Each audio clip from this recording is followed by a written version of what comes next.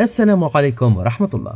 في دفعة أولى وضعت الشركة الوطنية العقارية للبلاد التونسية سنيد على ذمة المواطنين الراغبين في اقتناء مسكن 190 شقة من جملة 245 في تقسيم ابن رشيق بمنطقة الزهروني في العاصمة، تخضع لمنظومة فوبرولوس. وقال المدير التجاري للشركة عبد القادر قاسم أن سنيد قامت بإعلان بيع هذه الشقق وفتح باب الزيارات لفائدة المواطنين، وذلك إلى غاية الأحد المقبل 16 من مارس.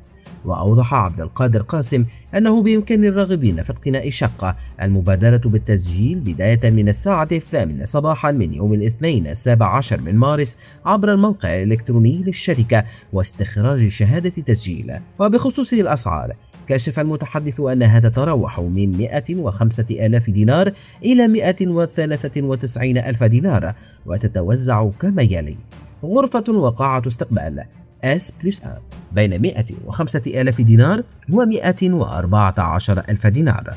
غرفتان وقاعة استقبال S+2 بين 131 ألف دينار و 145 ألف دينار. 3 غرف وقاعة استقبال S+3 بين 177 ألف دينار و 193 ألف دينار. وفيما يتعلق ببقية الشقق الجاهزة في التقسيم المذكور والبالغ عددها 55 شقة، بين أنها تندرج في إطار برنامج المسكن الأول. كما أكد عبد القادر قاسم مواصلة الشركة الوطنية العقارية للبلاد التونسية جهودها لتوفير السكن الاجتماعي لفائدة الفئات ذات الدخل المحدود والمتوسط، حيث أعلنت مؤخرا عن جملة من البرامج والتسهيلات التي تمكن المواطنين التونسيين من اقتناء مساكن بشروط ميسرة ووفق معايير محددة. وقال أن سنيد تعمل على تسويق 532 شقة سيتم تسليمها تدريجيا خلال سنة 2025، موزعة على مناطق مختلفة مثل سيد حسين، الزهروني، حي بن سينا والمرنجية. وتشمل هذه المشاريع شققا تتراوح مساحتها بين 100 و 120 مترا مربع، وبأسعار مدروسة تخضع لمعايير قانون السكن الاجتماعي. أذنت النيابة العمومية بالمحكمة الابتدائية بالقصرين بالاحتفاظ بشخص يبلغ من العمر 21 سنة اعترف بارتكابه للجريمة التي عاشت على وقعها مع تمديد حي الزهور بولاية القصرين، حيث تعرض طفل يبلغ من العمر 4 سنوات للاختطاف والقتل وفق الناطق الرسمي باسم محاكم القصرين والمساعد الأول لوكيل الجمهورية بالمحكمة الابتدائية بالقصرين عماد العامري. وبين العامري في تصريح لوكالة تونس إفريقيا للأنباء أن النيابة العمومية آذنت أيضا بالاحتفاظ بمشتبه به ثانٍ من أجل المشاركة في الجريمة المذكورة، مبينا أنه قاصر ولم يعترف بعد بما نسب إليه. وكشف أن المشتبه به الأول معترف بالجريمة ومن أقارب الضحية ومتحصل على شهادة إعاقة ذهنية عميقة، غير أنه في الواقع شخص سليم ولا يفترض أن يتحصل على تلك البطاقة، مبرزا أنه جاري التحقيق والتحري مع الجهات المعنية حول البطاقة المسندة له. كما أشار عماد العامري إلى أن التحقيقات لا تزال متواصلة في هذه الجريمة الفظيعة، نافيا أن يكون الطفل الضحية قد تعرض لاعتداء جنسي، كما تم تداول ذلك عبر شبكة التواصل الاجتماعي، حيث أكد تعرضها لاعتداء بآلة حادة على مستوى الرأس.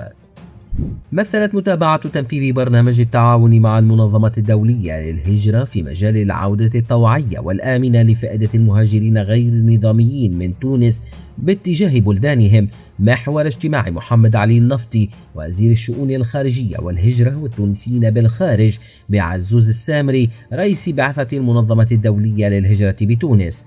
ووفق وزارة الخارجية فقد تطرق الوزير خلال اللقاء إلى حصيلة برنامج العودة الطوعية خلال سنة 2024 والثلاثي الأول من سنة 2025، مشددا على أهمية تضافر الجهود ومواصلة التنسيق بين جميع الأطراف المتداخلة بما يساهم في نجاح البرنامج في جميع مراحله. ودعا الوزير إلى تكثيف الحملات التوعوية في صفوف المهاجرين غير النظاميين للتعريف ببرنامج العودة الطوعية وبما يوفره من إمكانية لإعادة إدماجهم في بلدانهم الأصلية والتي تقوم بها بعثة المنظمة الدولية للهجرة بانتظام، حسب إفادة رئيسها الذي أثنى على التنسيق المحكم القائم مع الجهات التونسية المختصة. وذكر الوزير بموقف تونس الرافض لأن تكون تونس دولة عبور أو توطين للمهاجرين غير النظاميين، وبحرصها على أن تتم العودة إلى بلدان الأصل بصفة طوعية وآمنة على نحو يحفظ الكرامة البشرية ويتوافق مع التزاماتها الدولية ذات الصلة. ويعتبر ملف المهاجرين غير النظاميين أحد الملفات الحارقة في تونس مؤخرا، خصوصا بعد الزيارة التي أدتها النائبة فاطمة المسدي لمخيمات المهاجرين بالعامرة وما تابع ذلك من سجال حقوقي. يجدر التذكير أن تونس قد أعادت 7250 مهاجرا غير نظامي طوعيا إلى بلدانهم خلال سنة 2024، وذلك في إطار التعاون مع المنظمة الدولية للهجرة. لكن إلى حد هذه الساعة لا يعرف الرقم الرسمي الدقيق لأعداد المهاجرين غير النظاميين المتواجدين سواء بالمخيمات أو الذين يستأجرون منازل.